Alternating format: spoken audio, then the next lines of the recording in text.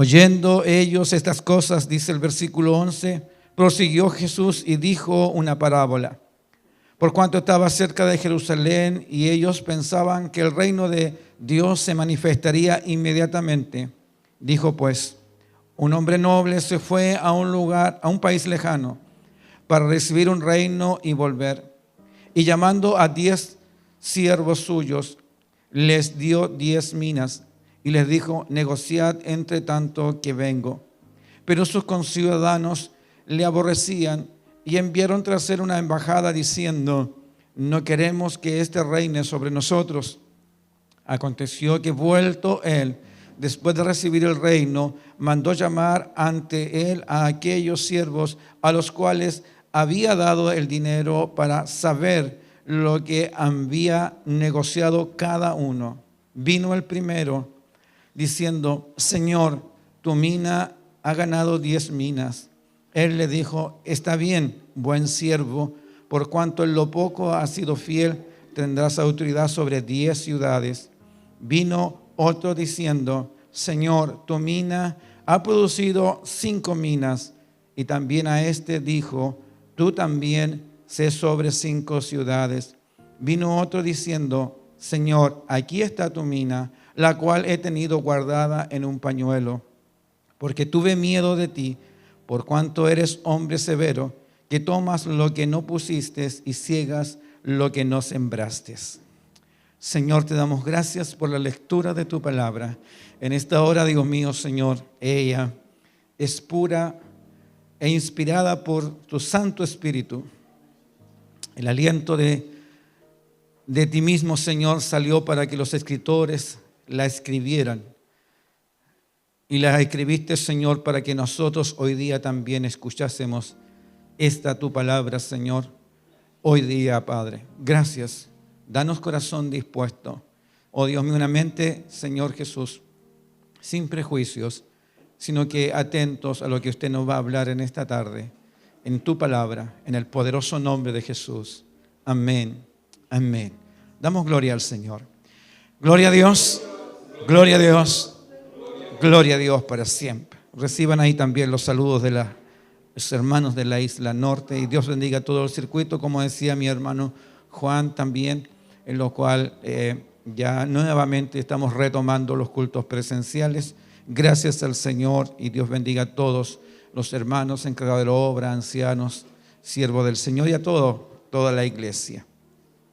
En estos días hemos estado hablando y viendo, en el Instituto Bíblico hemos sabido mucho acerca de Lucas, que es un apóstol, un hermano en Cristo, el Señor, un discípulo del Señor, que era médico, todos más o menos saben que era médico, pero este hombre tenía una doble nacionalidad, ¿no es cierto? No era 100% judío, tenía, ¿no es cierto?, otra descendencia igual, pero sí este hombre diligentemente indagó acerca de las cosas, de los acontecimientos, escribiendo el libro de los Hechos de los Apóstoles, como también el Evangelio de él mismo, de Lucas, como dice ahí, donde el destinatario era un alto dignatario del gobierno de aquel entonces y donde le explica a él, ¿no es cierto?, a Teófilo, porque dice, el excelentísimo Teófilo era una persona de mucho rango, tal vez, ¿no es cierto?, donde Pablo, tal vez, si el libro de los Hechos, donde estaba tal vez allí a cargo de él, pero alguien importante, quien se había entregado al Señor. Por lo tanto, Lucas, ¿no es cierto?, en sus primeros versículos dice, yo te voy a poner en orden para que tú sepas, ¿no es cierto?, detalladamente las cosas que han sucedido y las cosas que has sido instruido. Y en esto, ¿no es cierto?, Lucas da todo un sinnúmero de detalles. Y aquí, antes de ir a la palabra o la parábola que vamos a mirar en este momento, específicamente el versículo 21, nos encontramos un acto muy importante que ocurrió, que fue este hombre llamado Zaqueo, que era un publicano. No solamente era un publicano, sino que era el jefe de los publicanos de aquel entonces, un hombre despreciado, un hombre odiado por la nación judía, que lo consideraba la nada misma, no tenía derecho a justicia, no tenía nada porque era un hombre desertor, por lo tanto ni a educación ni a salud, podríamos decir, tenía derecho absolutamente a nada. Tal vez para aquellos que estaban trabajando también era menospreciado, solamente una persona que hacía un trabajo que nadie quería hacer, cobrar los impuestos de sus propios hermanos. Yo me imagino que Lucas se sentía muy mal y muy solo, no solamente él, sino también su familia, porque cuando alguien, ¿no es cierto?, dice esta persona es así, también afecta a su familia, ¿saben eso ustedes, cierto? A tal persona, de tal palo, tal astilla. Entonces yo me imagino que sus hijos, su señora también era tratado de la misma manera. Tanto así que cuando este hombre se enteró que Jesús iba a pasar por allí, no se ganó al frente de él, sino que buscó un lugar, ¿no es cierto?, oculto tal vez, para poder ver a Jesús. Solamente eso, mire, ahí eso refleja cómo este hombre se sentía en la sociedad, totalmente desechado. Todos los demás podían pasar, incluso buscar el mejor lugar donde Jesús iba a pasar, pero él no se sentía ni digno siquiera de ganarse ahí, sino que buscó un lugar apartado. Usted sabe que cuando uno se encuentra digno, cuando uno se encuentra sucio, no quiere estar porque parece que, como se dice, yo soy la oveja negra aquí de... Bueno, yo siempre digo que no importa el color de la oveja, lo importante es que sea oveja. ¿Ya? Eso me ha enseñado el Señor a mí, no sé si usted comparte eso conmigo, pero bendito el nombre del Señor, ¿ya? Porque el problema no es el color también lo hizo el Señor. Todos los colores son hermosos, son preciosos, creación de Dios. Entonces este hombre estaba ahí. Este es lo que ocurre cuando antes que el Señor da esta parábola y lo sorprende el Señor cuando está este hombre arriba y dice: Zaqueo, desciende, date prisa porque es necesario que yo hoy día pose en tu casa. Y esto Jesús sorprende a Zaqueo. Zaqueo no se esperaba nunca, ni en sus sueños más locos podríamos decir que Jesús, el gran hombre, el gran predicador, un hombre enviado de Dios, porque ya todos le reconocían, o un profeta, como quisieran decirlo en ese momento, iba a fijar mientras todos los demás lo estaban desechando, pero esa mirada de Jesús y esa voz, Zaqueo, lo primero es que lo nombró y lo conocía. Jesús te conoce. Zaqueo, bájate, date prisa, porque aparte de que yo te conozco para que tú sepas y sé lo que estás pasando, yo hoy día voy a descansar en tu casa, yo voy a alojar en tu casa. Zaqueo, tu casa ha sido escogida por mí para que yo me aloje allí. Bendito, ¿se imagina el escenario? Y llega la noche, llega la tarde, y llega Jesús ahí con su gente, y él, ¿cómo hace la cena? Todo para que entre el Señor Jesús con todos sus convidados. Y el solo hecho de afectar tanto es sentir tanto el amor de Jesús. Zaqueo, y al escuchar las palabras de Jesús, la enseñanza de Jesús, Zaqueo se pone en pie y dice: bueno, la mitad de mis bienes doy a los pobres, y si en algo yo he defraudado a alguno, se lo devuelvo cuadruplicado. Jesús dice: hoy ha venido la salvación a esta casa. Y hace una declaración: este es hijo de Abraham. Y añade el Señor en el versículo 10 de este mismo capítulo, dice: porque el Hijo del Hombre, le dice a todos los demás, ese es un ejemplo para todos. Para hoy día también nosotros, el Hijo del Hombre vino a buscar y a salvar lo que se ha perdido. Ese es el amor glorioso del Señor. En ese instante, cuando el Señor está eso, luego empieza a hablar de esta parábola. Una parábola que para muchos de los creyentes es conocida, pero quiero no ir a los detalles mismos, sino simplemente al versículo 21 de esta parábola, ¿no es cierto? Que dice, y lo voy a leer nuevamente, porque dice que cuando vino el tercer siervo de este señor, porque tuve miedo de ti por cuanto eres hombre severo, que tomas lo que no pusiste y ciegas lo que no sembraste. Antes de eso, él dice: Señor, aquí está la mina que tú me diste, la he guardado en un pañuelo, aquí tienes lo que es tuyo. Bendito sea el nombre del Señor. En el tercer siervo de día vamos a centrarnos en esta hora. Lo vamos a denominar tercer siervo, ¿ya? Pero el título del mensaje es motivaciones que matan o que destruyen. Ese es el título del mensaje, motivaciones que matan o que destruyen. Aquí vamos a encontrar en estos versículos, en este versículo de la palabra del Señor, amados hermanos, una de las razones por las cuales muchos ministerios, muchas vidas a veces fracasan. En este versículo Y en esta parte de esta parábola está una de las razones, pueden haber muchas más, pero una razón muy importante por el cual este hombre, frente a sus otros compañeros, era un hombre enteramente fracasado. Todos los demás llegaron, ¿no es cierto?, con 10 minas, con 5 minas. Todos los demás reciben, ¿no es cierto?, alabanza de su Señor, pero él llega totalmente fracasado. Y aquí se nos dice el porqué de este fracaso. Y eso nos va a servir hoy en día, amados hermanos, para cada una de nuestras vidas. Fíjese que ahí la palabra que acabamos de leer, el amo no negó que él fuera un hombre severo, que fuera un hombre que segaba donde no sembraba, ni tampoco negó que recogía donde él no esparcía. Era la verdad lo que estaba diciendo el tercer siervo. Los demás también sabían exactamente lo mismo, ¿ya? Él no negó. Estas características, lejos de inspirar a este hombre, ¿no es cierto?, a este siervo, infundieron miedo en su corazón. Por lo tanto, vio en ella solamente una marca de un hombre severo y duro. Por lo tanto, ¿no es cierto?, su visión errada del amo es lo que lo llevó al fracaso. La visión errada del amo es lo que lleva al fracaso a este tercer siervo.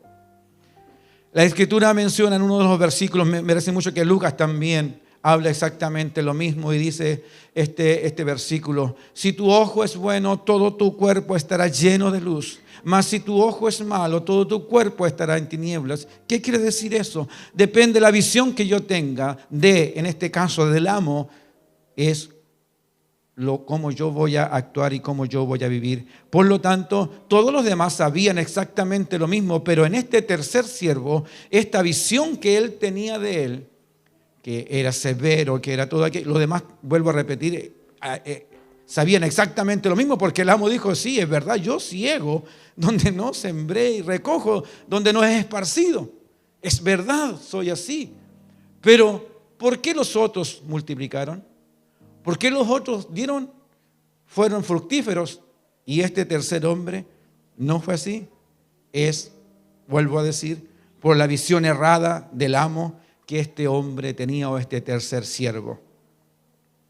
¿Y cuál era su visión? Y él lo declara ahí, versículo 21, porque tuve miedo de ti. Tuve miedo de ti.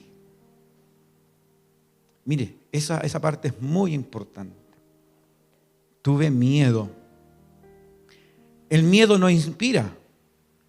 El miedo no motiva. El miedo paraliza. Nadie que tenga miedo va a asumir algún riesgo. Usted dirá: pastor, no, eso no es así. No. ¿Cuánto nos vamos a tomar un examen al consultorio porque tenemos? Y nos quedamos. ¿Sí o no? ¿El miedo paraliza? Sí, paraliza el miedo. Y esto es lo que le ocurrió. Cuando el miedo aparece y se apodera en nuestros corazones, aparecen todas estas cosas que son inalcanzables. Las murallas se hacen insuperables. La vida se vuelve atrás. Un ejemplo práctico de esto fueron estos 10 espías que Moisés envió 12, pero 10 de ellos, cuando vieron las murallas, vieron las personas que habitaban, dijeron: son gigantes, las murallas son hasta el cielo, imposible que podamos nosotros poseer esta tierra. La tierra es buena, pero es imposible. El miedo se apoderó de ellos, y el miedo es contagioso, porque parece que todo el pueblo de Israel se contagió. Pero 2 hombres, ¿no es cierto? Caleb, ¿no es cierto? Y otro hermano más, ¿cómo se llamaba? Josué y Caleb. Ellos, ¿no es cierto?, no tuvieron miedo. A la verdad, las ciudades son amuralladas, todo esto, pero la tierra es buena, fluye leche y miel, tal como Dios lo dijo. Pero si Dios está con nosotros, los vamos a comer como comemos pan en la mañana, con mantequilla más encima, rico, que recién salió del pan. ¿Se da cuenta? El miedo paraliza. Y en ese momento paralizó a toda una nación.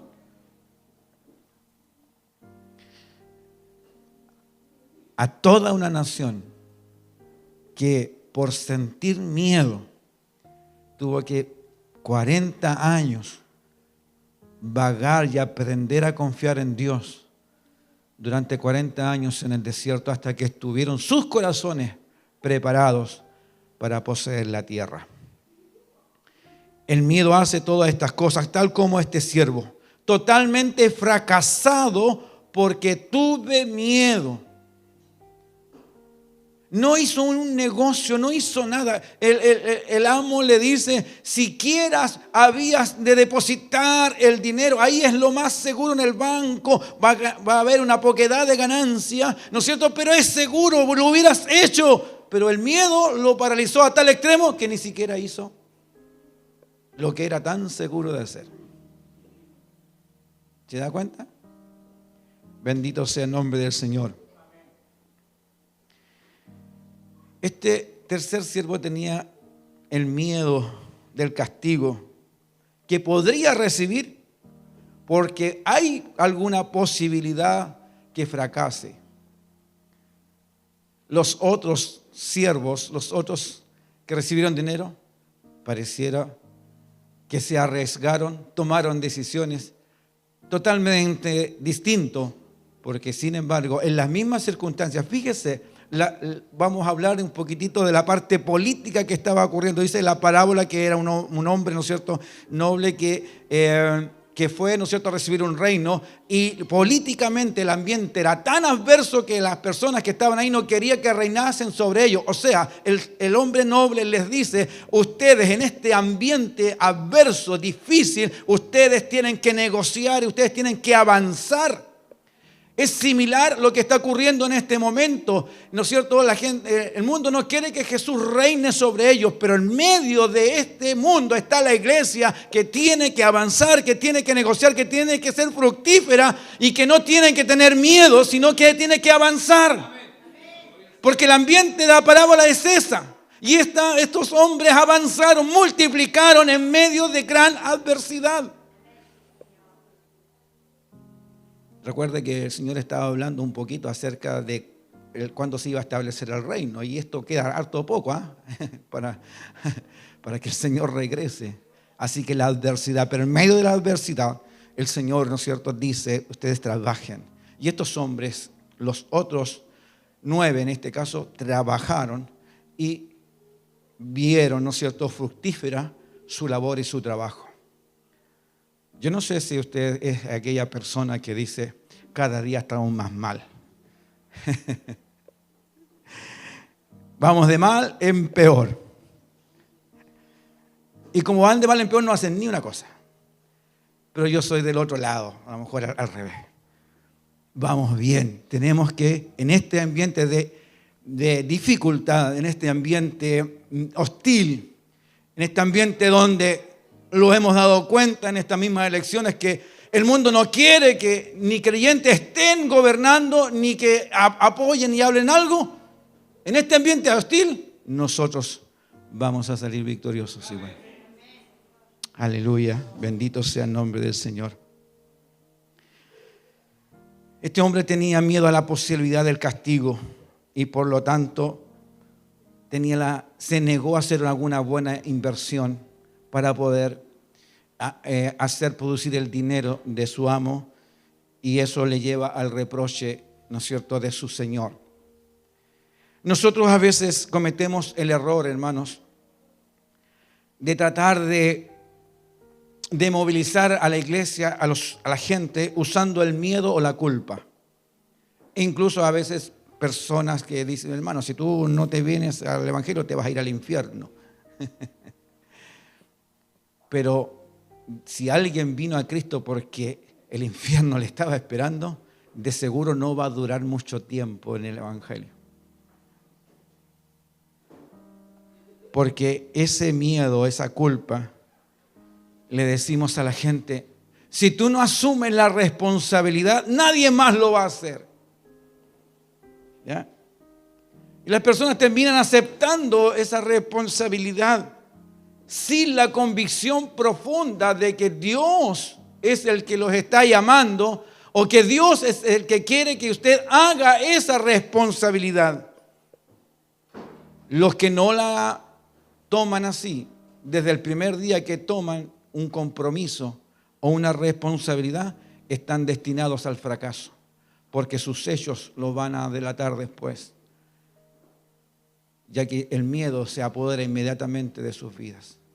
Lo haré bien, lo haré mal, me atrevo, no me atrevo, lo hago, no lo hago, y al final se quedan o nos quedamos ahí mismo.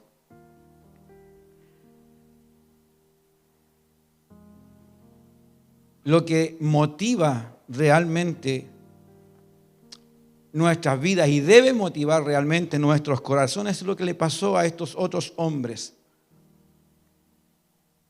Tener seguridad de que somos amados por nuestro Padre Celestial.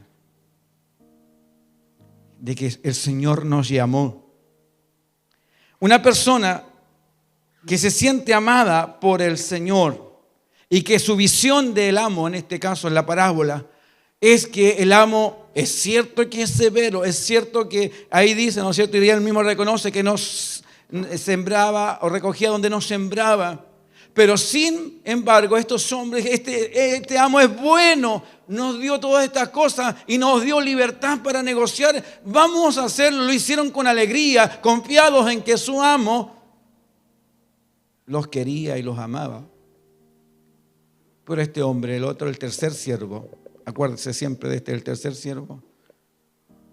Mi amo es duro. Mi amo me va a castigar. Y durante todo ese tiempo, que la Biblia no dice cuánto tiempo fue, no hizo absolutamente nada con lo que él le había dado y lo guardó. Hay muchos testimonios, muchos de los creyentes han recibido preciosos dones, preciosa gracia de Dios, pero el miedo los tiene paralizados. El miedo no los hace avanzar. El miedo. Y mientras no reconozcamos que hay miedo en el corazón, menos vamos a avanzar. Mientras no veamos a Dios como un Padre bueno, como un Padre justo, como un Padre amoroso, no vamos a avanzar absolutamente nada. Porque no nos vamos a arriesgar en este tiempo hostil, en cualquier tiempo. Fíjense que los hermanos Pedro, Juan, libro de los Hechos, como decía, estábamos estudiando la palabra del Señor, libro de los Hechos, estos hombres cuando se encontraron con ese cojo allí en el templo de la Hermosa, ellos asumieron un tremendo riesgo al decir, Pedro, estas palabras de este hombre, no tengo plata ni oro, sino lo que tengo te doy en el nombre del Señor Jesucristo, levántate y anda. Era un tremendo riesgo hacer aquello, porque toda sanidad que se hacía ahí en el templo inmediatamente tenía que ser investigada por el Sanedrín. Por lo tanto, ellos sabían que al decirle a este hombre y al sanarlo en el nombre del Señor, ellos tenían que ir a juicio. Pero, si tuvieron miedo, no. ¿Los paralizó el miedo? Van a ver, ¿cierto que no? Ellos sabían que tenían que ir allá. Había consecuencias. Y allá, más encima, más encalladitos todavía, les dicen al Sanedrín ahí, a los mero, como dirían, de la ley de todo aquel entonces, nosotros no podemos dejar de decir lo que hemos visto y oído. Y añaden también en otra oportunidad, es necesario obedecer a Dios antes que a los hombres. Ni pizca de miedo en sus corazones. Y la iglesia avanzaba. Felipe, por otro lado, exactamente igual. Hubo persecución, dice el libro de los Hechos. Y Felipe entró en Samaria. Y allí, en Samaria, el Señor empieza a usar a Felipe. Bendito sea el nombre del Señor. Qué bueno es el Señor. ¿Tenían miedo en sus corazones? ¿Por qué no lo tenían? ¿Por qué se ven tan productivos los hermanos del principio? Ya tan multiplicadores, todos les salía, parece. Sí, hubieron gente muy productiva. También hubieron gente que no fue productiva. Pero los que mencionan las Escrituras, tanto hombres y mujeres, eran tan productivos, amados hermanos, que por ahí había una hermana que se llamaba Dorca. Era tan productiva esa hermana, una discípula, dice que veía un joven, me parece mucho, que era tan productiva. ¿No es cierto? Que todos daban buen testimonio de ella. Murió, pero allí el Señor la levantó. Bendito sea el nombre del Señor. Era tan productivo, el trabajo de Pedro no había acabado, estaba en la cárcel y Dios envió su ángel para sacar a Pedro. Alabado, porque el trabajo no había acabado, tenía que producir más todavía, hablando en estos términos. Tenía que producir más, por tanto Dios envió a su ángel. Pero el ángel le dice algo a Pedro que él tiene que hacer. Ahí hay un detalle, lo explicaba el otro día nuestro pastor. Pedro, cíñete, ponte los zapatos, cíñete. Hay cosas que nosotros tenemos que hacer porque el ángel no nos va a hacer esas cosas. El ángel no te va a abrochar los zapatos ni te va a poner la ropa. Esa es pega de nosotros. El ángel va a ir delante de ti y lo que tú no puedes hacer. Alabado sea el nombre del Señor. Pero tú tienes que abrocharte los zapatos y hacer lo que tienes que hacer. Una de las cosas es esta, cuidar de tu visión, de tus ojos, cómo están mirando. Cuando estamos nosotros confiados y tenemos el amor del Padre en nuestros corazones, nos movemos confiados en su amor, ¿no es cierto? Asumimos riesgos. Un riesgo, yo no sé cuántos de ustedes en el nombre del Señor Jesucristo, ¿no es cierto? Van cuando hay uno enfermo, ya sea ustedes mismos en su casa, no es necesario a veces llamar a los hermanos, sino que usted mismo en el nombre del Señor Jesucristo, como lo autoriza la palabra del Señor, en mi nombre, ¿no es cierto? Echarán fuera de demonios. También dice, pondrán las manos sobre los enfermos y sanarán, ¿no es cierto? No sé si usted tiene miedo de no hacerlo y prefiere llamar a otro, o se arriesga, ¿no es cierto? Dice, bueno, ¿sabe qué? Deje el miedo atrás y hágalo, porque es una promesa.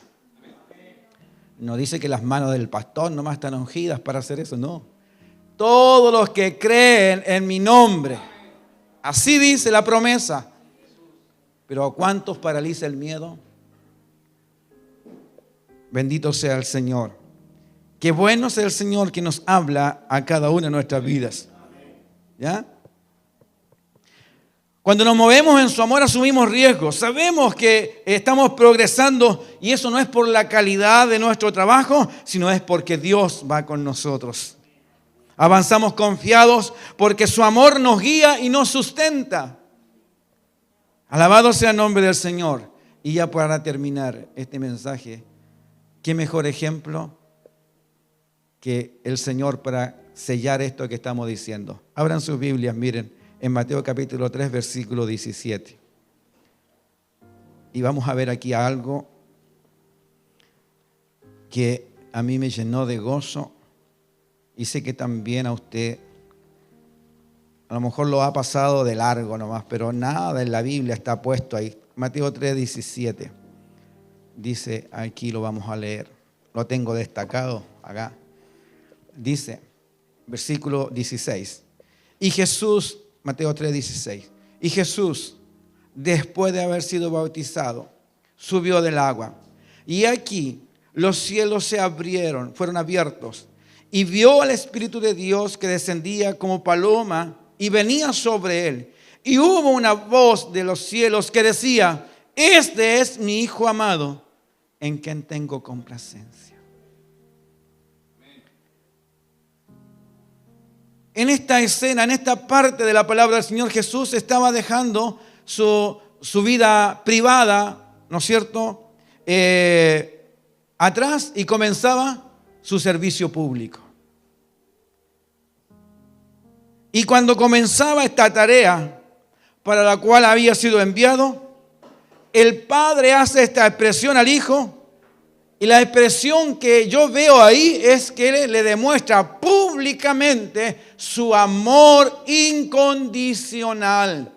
Abre los cielos, El Espíritu Santo desciende y a viva voz en todo el mundo se escucha: este es mi Hijo amado. Yo demuestro mi amor hacia Él visiblemente. ¿Por qué lo hace? ¿Por qué lo hace? Todo lo que le esperaba al Señor, los cuestionamientos, las dificultades, la traición, no iba a neutralizar el amor del Padre hacia el Hijo. Gloria a Dios. ¿Lo ve? Vuelva a leer otra vez si no lo entiende. Lo ve. El amor del Padre hacia el Hijo. Bendito la visión que Jesús tenía de su Padre. Todas aquellas cosas. Por lo tanto, el Señor se sentía con Jesús, se sentía con plena libertad de hacer la labor, de ser productivo. Porque el amor del Padre, ninguna de las cosas que habían de pasar en su ministerio, lo iba, ¿no es cierto?, iba a neutralizar ese amor que el Padre dijo: este es mi Hijo amado. ¿Sabe por qué, amado hermano? Porque el día que usted tuvo un encuentro personal con el Señor es tan especial, es por lo mismo, porque ese día el Espíritu Santo llenó su corazón y Dios le demostró su amor a usted, y eso le va a garantizar a usted que no importa lo que ocurra durante su vida, el amor del Padre de ese primer día va a ser fiel hasta el último día de la existencia de su vida, hasta que Jesús lo reciba a usted allá en la gloria misma. Gloria a Dios, por eso yo lo veo. Y por eso tomo riesgos y por eso avanzo con la ayuda del Señor, no por capacidad humana, sino porque Dios me ama. Y usted tiene que decir exactamente lo mismo. Ahora lo entiendo. Nada de lo que ha ocurrido en tu vida ha neutralizado el amor de Dios. Porque Dios no es hombre para que mienta, ni hijo de hombre para que se arrepienta. Él es fiel.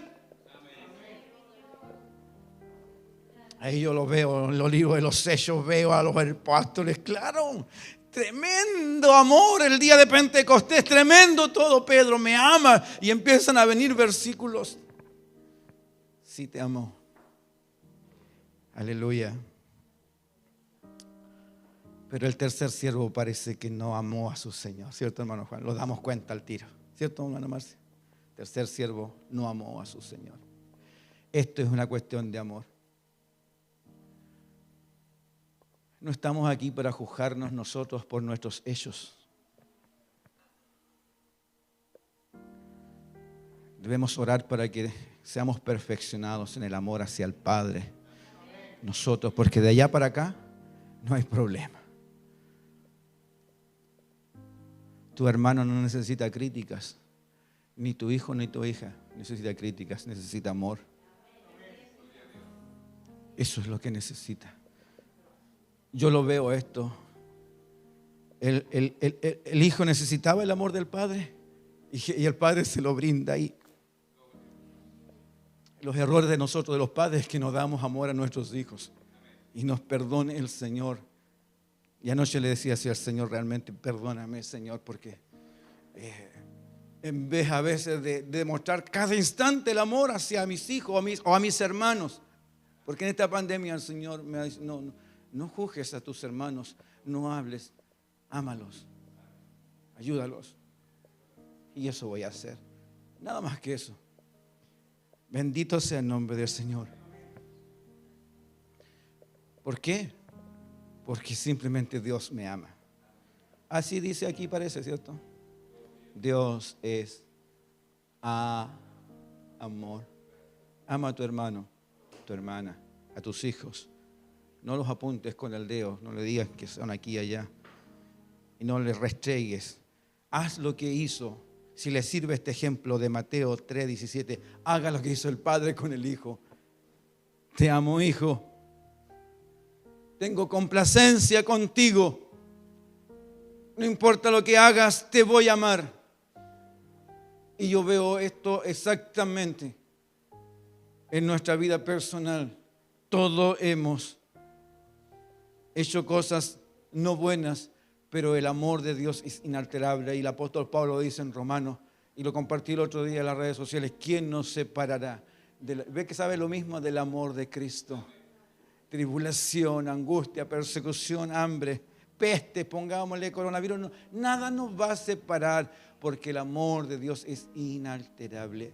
Pero, ¿tú amas a Dios? Yo amo a Dios. Si amamos a Dios, vamos a ser creyentes productivos. No vamos a tomar riesgos. ¿Se acuerda, hermana Mauricio, cuando tomamos el riesgo de hacer la campaña en Tolten, donde el evangelista dijo que había que predicarle a los pájaros? No había nadie ese día. Y el evangelista dijo, Pastor Miguel, ¿le vamos a predicar a los pájaros aquí? Bueno, le dije yo, si los pájaros tienen que ir, vamos a hacerlo. Usted predique cuando les toque predicar. Empezamos la reunión y de repente se empiezan a abrir las puertas de las casas y la gente empieza a llegar a la plaza. Y Dios levantó su obra. Alrededor de un año y poco más de 20 hermanos se bautizaron para la gloria del Señor. Tomamos riesgos porque Dios nos ama. Y a todos mis hermanos que están ahí, todos unos tomando riesgo, yéndose a otros lugares. El misionero para allá, el pastor para allá. Hay muchos riesgos, pero es porque Dios los ama y ellos aman al Señor y son productivos para la gloria y la honra del Señor. Pero el mensaje decía el título, motivaciones que matan. La motivación, la incorrecta motivación va a matar todos los planes esos. Pero a los que aman, dice, ¿a quién? A ver, repítalo, iglesia, se lo sabe, ¿no? A los que aman a Dios, todas las cosas le ayudan a bien. Y esto es más encima, añade, a los que conforme a su propósito de Dios son llamados.